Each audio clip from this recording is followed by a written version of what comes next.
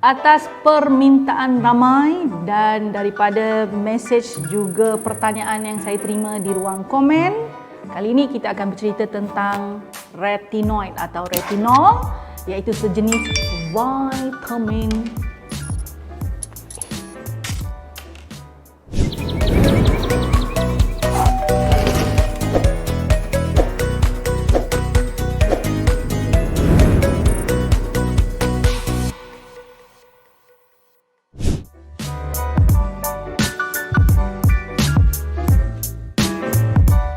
Dalam video kali ini kita akan berbincang tentang retinoid. Retinoid itu nama keluarga besar dia, retinoid yang di bawah dalam keluarga inilah dalam keluarga retinoid ni ada macam-macam bahan dan salah satu yang popular adalah retinol.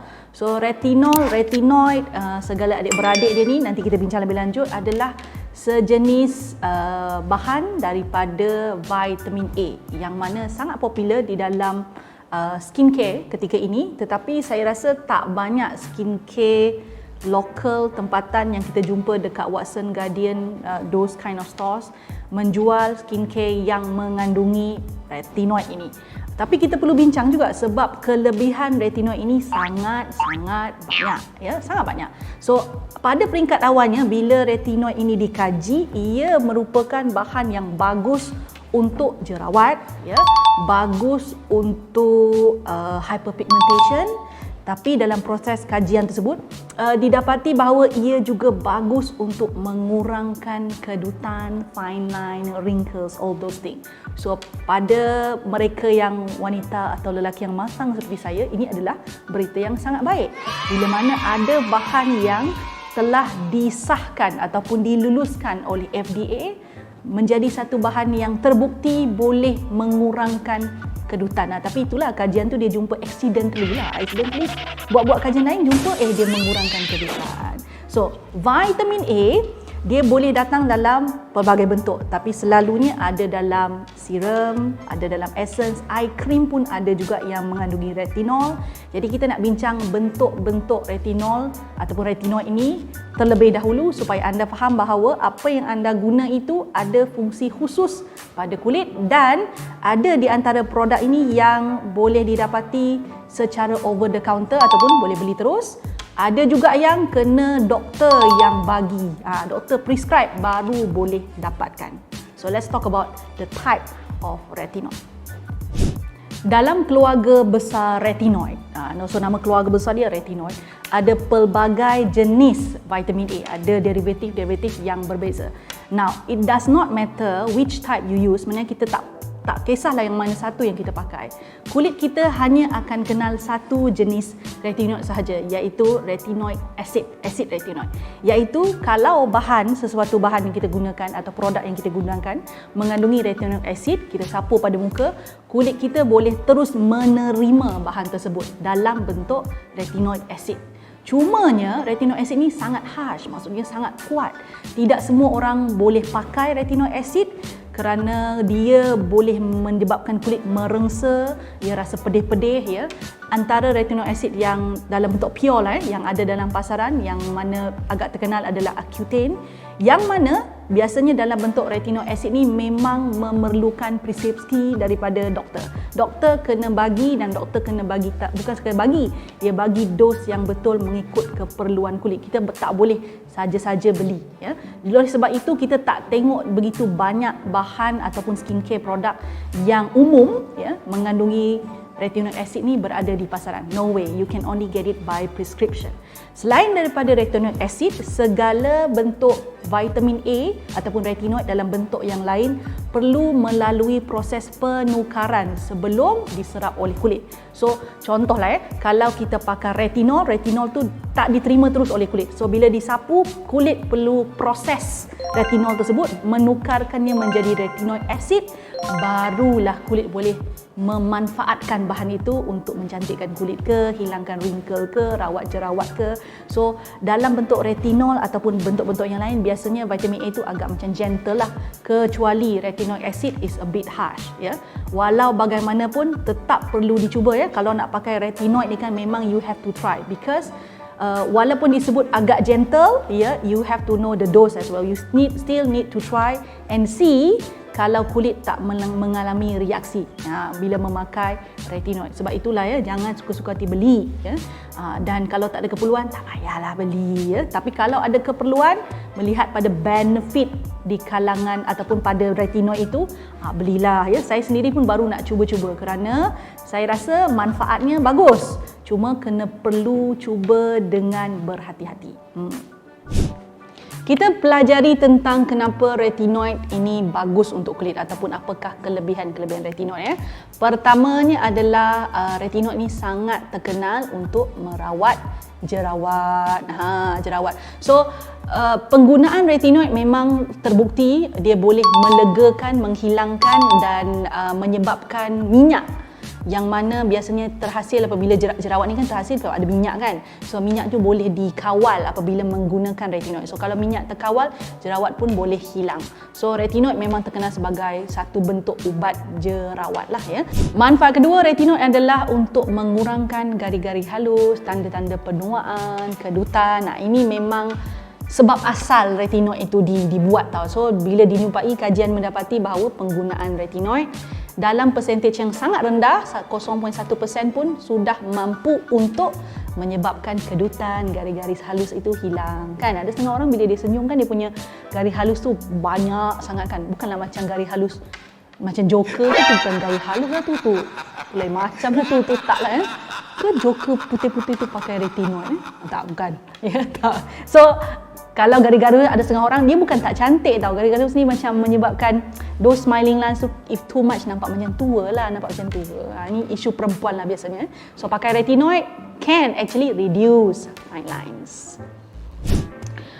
Ketiga, retinoid juga sangat bagus dalam membantu menanggalkan sel kulit mati. Maklumlah bila usia meningkat, kitaran sel kulit menjadi semakin bertambah perlahan. Jadi memerlukan bahan lain untuk bantu tanggalkan sel kulit mati yang berkumpul di atas permukaan kulit. So retinoid boleh menjalankan kerja ini dengan lebih baik. Sebab itu, kalau sesiapa yang mengamalkan memakai produk yang mengandungi retinol ini, tak digalakkanlah untuk pakai chemical exfoliator yang ada AHA especially kerana dia menjalankan kerja yang samalah, nanti over exfoliate pula. Keempat, retinol ni kan, retinoid tu yang besar tu lah boleh membantu mengurangkan hyperpigmentation. Jeragat lah ceritanya, jeragat lah. Okay, macam mana dia berfungsi? So retinoid atau retinol bila dipakai pada kulit, dia mempengaruhi satu sel yang menghasilkan melanin, nama dia melanocyte. Melanocyte ni dia kerja dia menghasilkan melanin lah. So bila dipakai retinoid ni pada permukaan kulit, so melanocyte ni dipengaruhi oleh retinoid, maka mengurangkanlah penghasilan melanin. So bila penghasilan melanin kurang, hyperpigmentation pun dikurangkan ataupun jeragat pun dikurangkan. Bagus kan? Kelebihan retinoid yang kelima adalah menggalakkan penghasilan kolagen. So, sebenarnya kan molekul retinoid ni sangat-sangat kecil, sangat-sangat halus. So, dia bukan setakat boleh pergi pada lapisan kulit yang pertama, it goes to the second layer of the skin as well, iaitu dermis. So, dia macam menggalakkan penghasilan kolagen dan menyebabkan kulit tu nampak macam plum-plum gitu. Plum tu anjal lah, maksud dia macam toing-toing macam tu. So, ramailah orang, terutama mereka yang dah mengalami usia yang matang, suka memakai retinoid untuk mendapatkan efek tersebut. Pada umur berapa perlu mula pakai retinoid? Kan ini soalan yang biasa orang tanyalah, sebab bila mendengar segala kebaikan retinoid itu tadi, tak akan nak tunggu dah berusia baru nak mula pakai kan. Jadi biasanya disarankan sekitar pertengahan 20-an lah kan. Sebaik-baiknya dah ada bajet sendiri, duit sendiri tu baru mula pakai. Melainkan kalau anda mengalami severe acne jenis teruk yang mana doktor memang prescribe bagi pakai, pakailah. Janganlah pula cakap dengan doktor tak boleh, I belum 25. Kau kenapa mengada kan? Okay. So hari ini saya nak perkenalkan satu produk yang mana mengandungi retinol. Retinol adalah salah satu jenis retinoid yang gentle, yang lembut, yang bagus untuk kulit, yang mengandungi semua manfaat yang kita sebutkan tadi, yang mana tidak sekeras retinoid acid, but anyway it will be converted lah bila kita pakai pada kulit, iaitu tada, saya pernah cerita pasal produk ni dalam satu video, and I want to share it one more time kerana this product contain retinol dan sangatlah tak tinggi retinol dia. Kalau kita tengok senarai bahan ini kan, kalau dua-dua produk ni, retinol ni berada pada senarai bahan yang agak last sekali, but walaupun dia berada pada senarai yang terakhir dalam senarai bahan, tidak bermakna ia tidak bagus. So ramai orang dia ada perception kalau tengok senarai bahan tu kena berada pada 5 yang pertama, 7 yang pertama baru bagus. Tidak semestinya.